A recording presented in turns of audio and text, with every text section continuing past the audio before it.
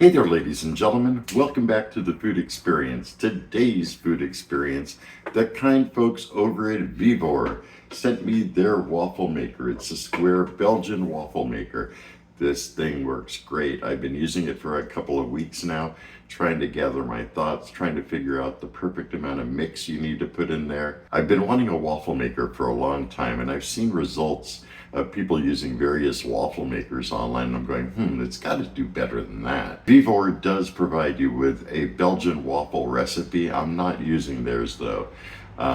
Maybe one day I'll get around to trying it, but I have the perfect Belgian waffle mix that I have found that's pre-mixed from the store. I was really hesitant when I saw the mix. I'm like, yeah, it's not going to be that great. No, this mix rocks. Anyhow, without further ado, I'm going to show you my first use of this machine, and then I'm going to follow it up with air fried chicken and waffles, chicken and waffles. It's not going to be your traditional chicken and waffles, but nonetheless, it's going to be dang tasty. And without further ado, here we go. Here's a look at the Vevor Square Waffle Maker. In the box, you'll get the waffle maker, instruction manual, and recipe card. On the front, you have a control knob, and that selects how well done you would like the waffles. There's also an on light and a ready light. Power cord comes out the back. On the bottom, there's a couple rubber feet to make it non-slip. Pull the handle up to open it up. When you're making waffles, they will cook 4 at a time. And it looks like from the pattern, the squares are going to be pretty deep. After plugging in the device, you'll notice the on light and the ready light is lit. The ready light will go out and it'll preheat to whatever you select. So you're going to have to kind of gauge that and find out what works best for you. Once the waffle iron is heated up, the ready light will illuminate, and then you could pour in the batter. It really did not take too long to get it up to temperature. I have it set about halfway, a little more than halfway. If I turn it up a little bit, the ready light goes off, so it's going to heat up further. Also, I have an infrared thermometer, and the plates are at about 330 degrees. So it makes sense to set it up a little bit higher. I'm thinking around 350 should be a good temperature. A little bit higher than 350, but that looks good. I have a cup of batter here. Not sure the amount I should use, but I want it to go to the edges. And I'm thinking a cup might be that magic number. Looking pretty good. Let's close her up. And I could see the batter kind of coming through a little bit.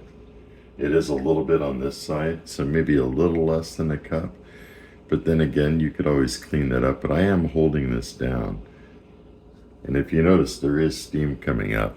Hopefully that's coming through in the video. And I'll release the pressure now. So there's a little that's spilled out here, but not much. And on this side, it's nice and clean. And I still have to play with this. This is my first time using the device. I don't want to burn the waffles, and I feel if the heat is too high, then they're kind of going to get burnt. So that's why I have it dialed back a little bit.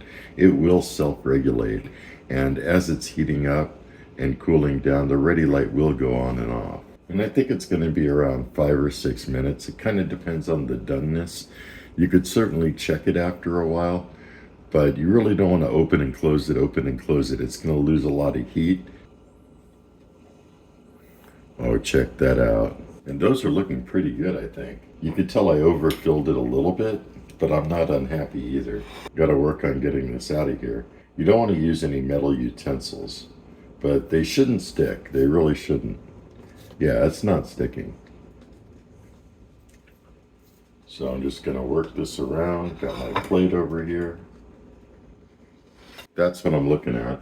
And I certainly could break off these edges to give it a more presentable look. You could use a knife, but that's not bad. That's really not bad. Getting ready to make the chicken and waffles. Time to preheat your devices. Now this machine goes from 1 to 5, and I usually set the dial right at the 15-minute mark. I find that if I go much higher than that, the waffles could get kind of over browned, and this works perfect for me. And while it's heating up, the ready light will be off. When it's up to temperature, the ready light will turn on. I'm also preheating the air fryer. This will be used for the chicken, and the chicken's supposed to cook at 360. And the time, I'll just set it a lot higher than what it needs to be, because it will take some time to make the mix. And start it up. This is the waffle mix I've been using, and it really does make some tasty waffles. And with the Vevor waffle maker, you get nice crispiness to the outside. Using 1.5 cups of the mix, 2/3 a cup of water, along with 3 tablespoons of vegetable oil. This is the chicken I'm using. It came from Wild Fork, and it is so delicious. Put them in the air fry position and let them go. They take around 13 minutes, sometimes a little bit more, and I'll adjust the time accordingly. While the chicken is going, time to mix the ingredients. I'm also adding 1 egg. Break that yolk and start stirring everything up. There could be a couple small lumps, but nothing major. And after you're done mixing, you want the waffle batter to sit for a couple minutes. It will thicken up. It's already pretty thick, but nonetheless, you want a good thick batter. You don't want a watery batter. You can see how this is. That's like perfect. I found that about 3/4 of a cup, maybe a tad more, is the perfect amount of mix.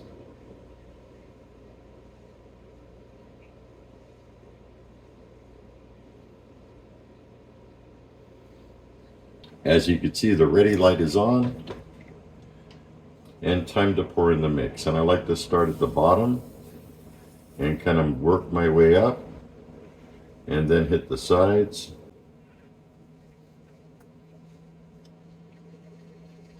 And it'll look like it's not really all the way full, and that's fine. It has a moat around it in case it overflows a little bit. And I also like to keep it pressed down just for the first minute.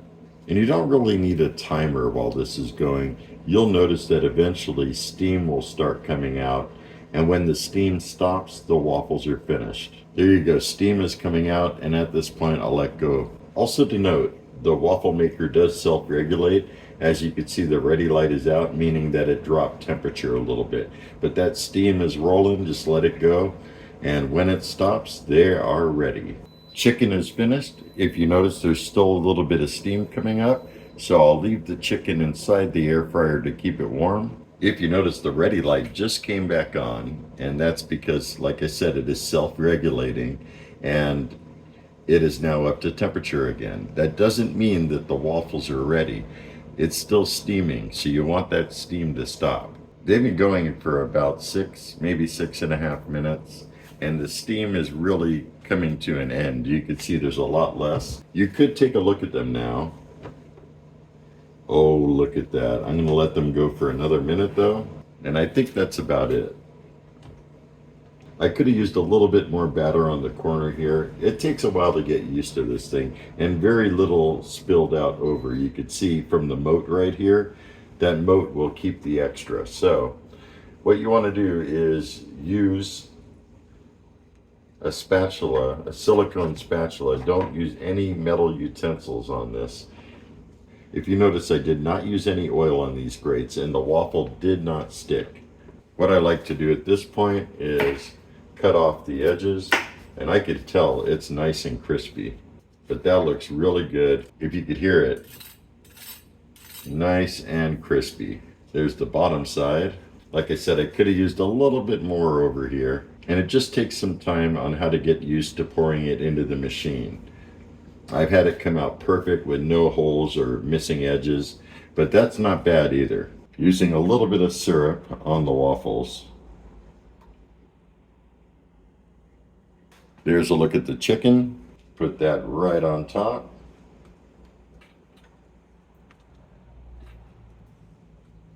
And drizzling some Mike's Extra Hot Honey on top of the chicken.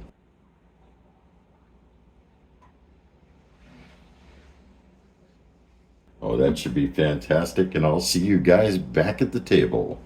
Welcome back, ladies and gentlemen. Here I am with the chicken and waffles. This looks so good. Try some of that chicken first.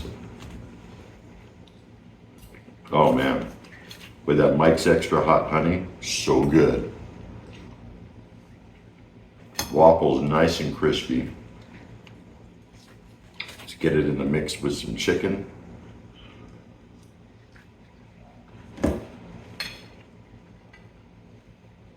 Wow, that slaps. I've never really had chicken and waffles, and I know normally you would use chicken thighs. I've seen some people use drumsticks, some people use wings, but this is what I had on hand, and it's great. Like I seriously cannot get enough. Regarding the Vevor waffle maker, I highly recommend it. Double thumbs up, food experience improved, yo. That's what I'm talking about. Makes the perfect waffles, nice and crispy. You just gotta dial everything in right, use the right amount of batter, make sure the batter is nice and thick, and you're good to go. And even if you put in a little too much batter, it'll overflow into that little moat that's around there. Just don't put too much in, because then it'll go past the moat and come down the sides of the waffle maker. I did do that once by adding too much, so be very mindful. I like that the Vevor waffle maker has a dial so you can set the heat, although I've tried different heat levels, and what I showed you is what works best for me. It could depend on what batter you're using, but if you're using the mix that I use, it should be good to go at that point with all the settings I mentioned, preparing it like I mentioned, cooking it and pouring it out like I mentioned.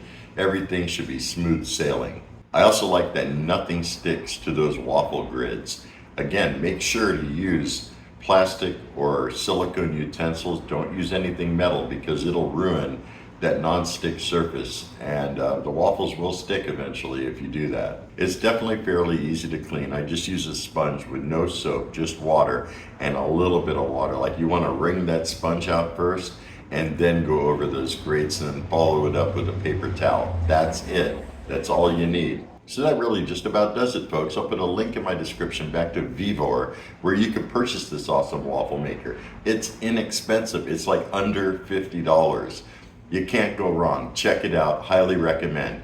And if you have any comments, questions, or concerns, or you've tried this waffle maker, drop me a line below. I love hearing from you guys. If you're new to my channel, don't forget to click on that subscribe button. I got all kinds of good things coming up. Until next time, have a stellar day. Be excellent, and most of all, remember me. I'm KJ Andio, your food experience host with the most. Y'all take care, and I'll see you next time.